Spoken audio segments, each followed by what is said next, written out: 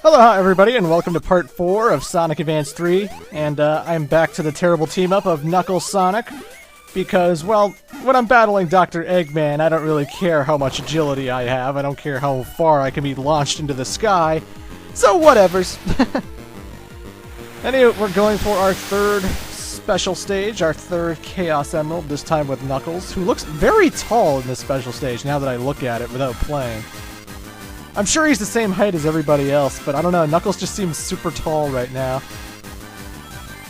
Maybe I'm just crazy.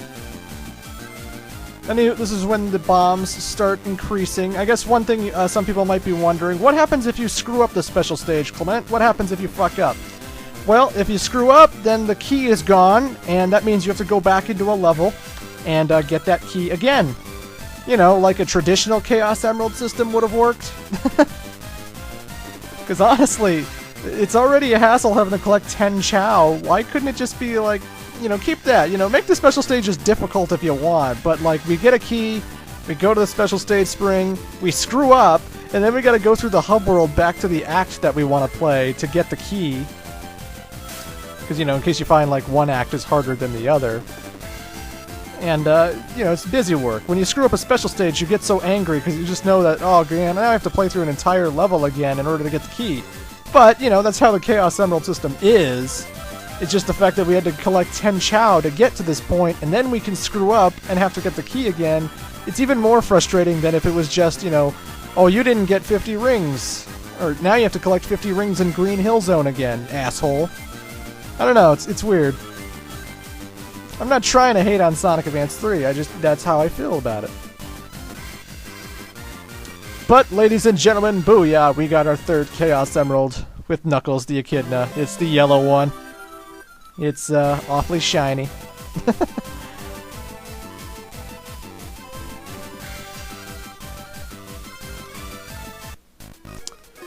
And now we're gonna head to the third Dr. Eggman battle. Yeah, the hub worlds are really annoying to people because every time you want to get to an act that you want to play through, you have to go through this stuff. Like, there's no way to just instantly warp to the level you want. Especially if you want to backtrack to a previous world, because then you gotta go through the hub world, to the giant ring, and then you gotta go to the transporter that takes you to the hub world to the level that you want to go to, and it's a lot of busy work, and I really wish the hub world wasn't there. I just wish it was like Sonic Advance 1 and 2, where you just navigated through a map or a menu, you know?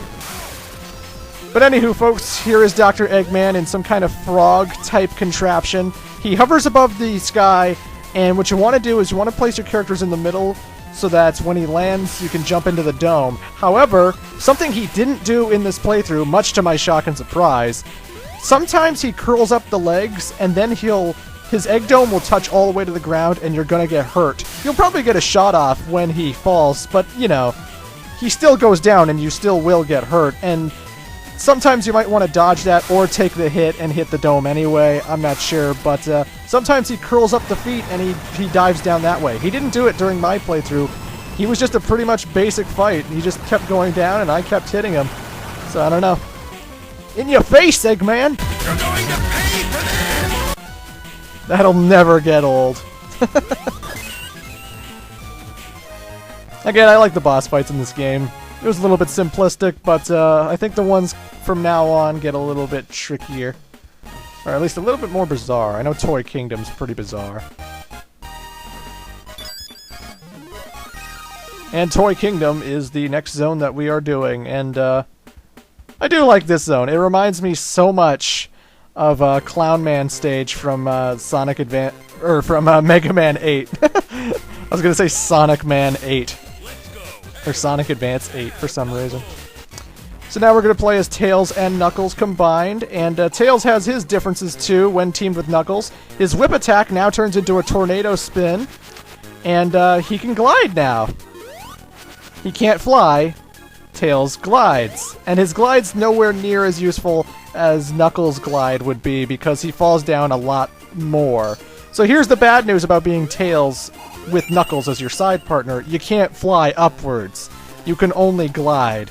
So, yeah, if you want to be an awesome Tails player, if you want the Tails you know and love, then you better team up with Sonic or someone else, because Knuckles will nerf your flying ability. Again, the thing about the partner system is, although it changes all of the characters and makes them really different and unique, and like Tails never glides unless partnered with Knuckles, and I bet you're all wondering what's going to happen when Tails, partners with Amy or Cream, it's still like really annoying when like you just want to play your favorite character, but like you can't be the certain partner character that you want,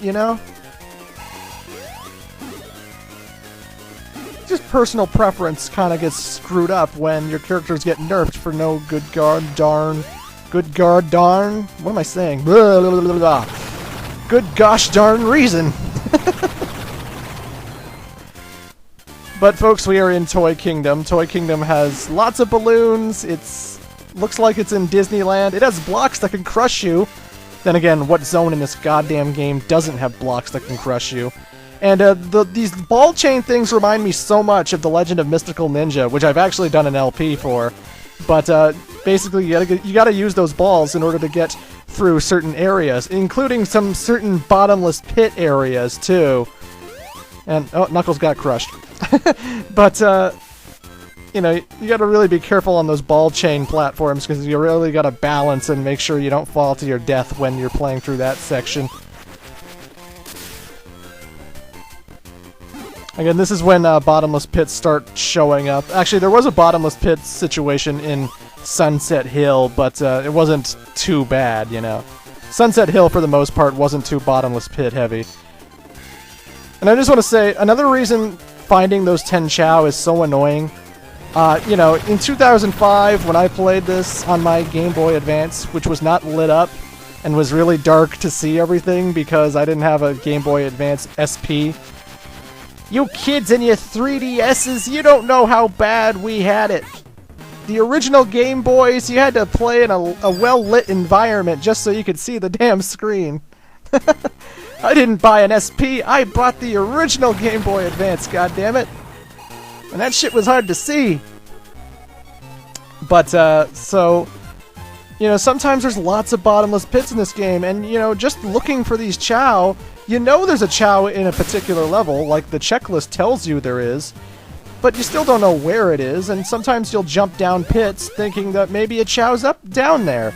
And, more often than not, yeah, a Chow is down there. It's not always going to be on the higher routes. It's not always going to be in the higher pathways. So sometimes you'll jump down a spot just because there might be a hidden platform or something. And then there isn't. And then you fall to your death, and you lose a lot of lives, and then you have to navigate through the hub world again and get back to where you were. And that's why the 10 Chow system is so bullshit. A great thing about Sonic CD's level design was that was a game where you had to look for stuff and collect things too. Like, just recently I was playing through the Xbox Live version of Sonic CD, and one of the achievements is you have to destroy all the roboticizers and all the Metal Sonic holograms, where he's, like, kicking defenseless squirrels and shit.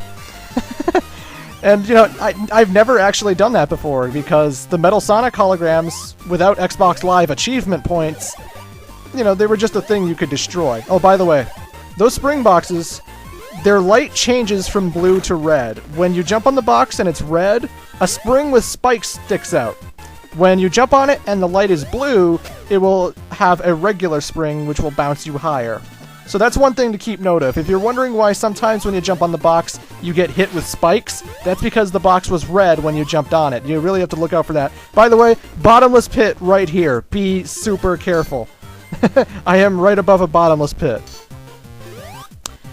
Anywho, oh, and be careful when you're in narrow hallways, because crushing blocks can kill you. Oh, it's easy to die in Sonic Advance 3. I just thought I should mention that. But, anywho,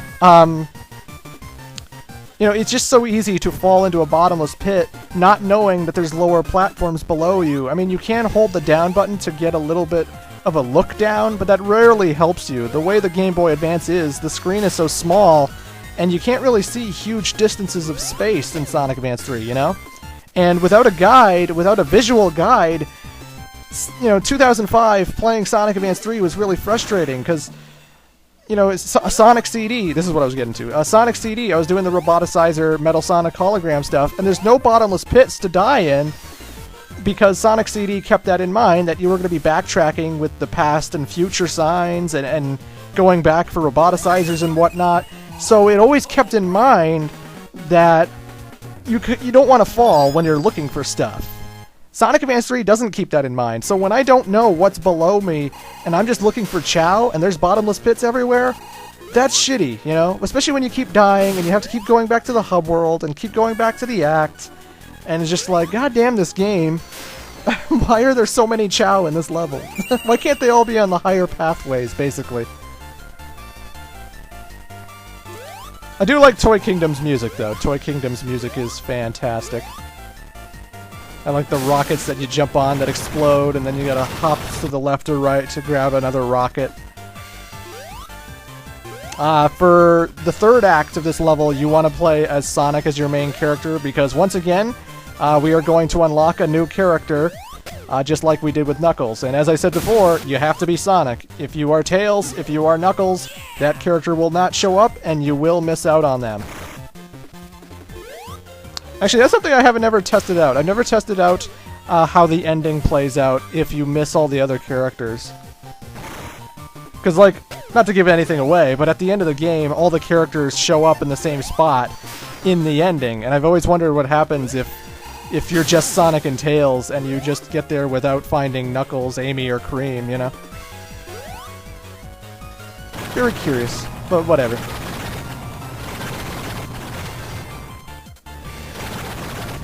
I do love the music. Toy Kingdom's fantastic soundtrack. I know I just said that, but it is pretty awesome, and I would recommend everyone listen to it. Do do do do do do do do do do do do. Again, this game's not horrible. It's got some good parts here and there. Those pigs suck in rings. I'm not sure why. Like, obviously that's the enemy gimmick with that enemy, but like, why the pig guys in Toy Kingdom? It could have been like some super clean vacuum type machine in like Eggman's final level, like in Ocean Base or something. But no, in Toy Kingdom of all places, the colorful badniks, like the lion badniks and the panda, you know, topsy-turny spinny things that you ride in and such. Why is it the pig that tries and sucks in all your rings? I don't know, it just seems weird to me. Not a problem per se, but those fucking robots.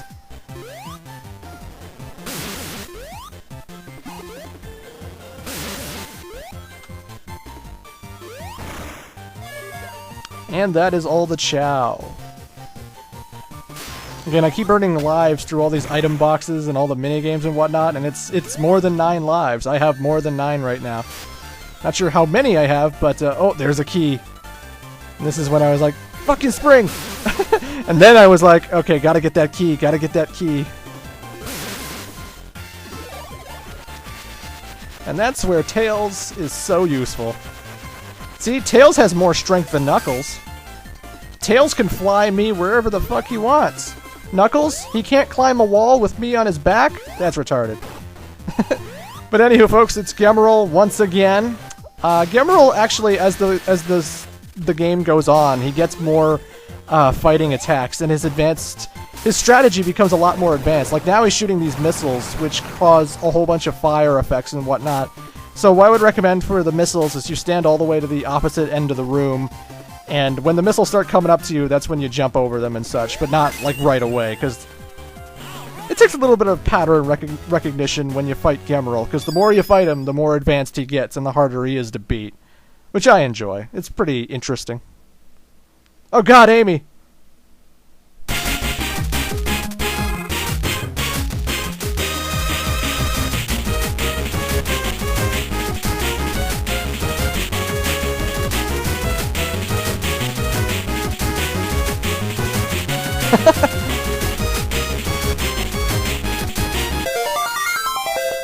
Let's not use the hammer! Good god, Amy is psychotic. But now, folks, I guess I'll bring out Amy for the 4th special stage. Look at that. Lovely couple, and Sonic is just like, oh god, kill me now. When Amy is teamed up with Sonic, she acts pretty much exactly like she did in Sonic Advance 2. She can spin dash, she can jump into enemies, And she can actually do that little air dash thing by pushing the jump button a second time. So, there's that. But anywho, folks, we'll see the special stage in Part 5. See you then.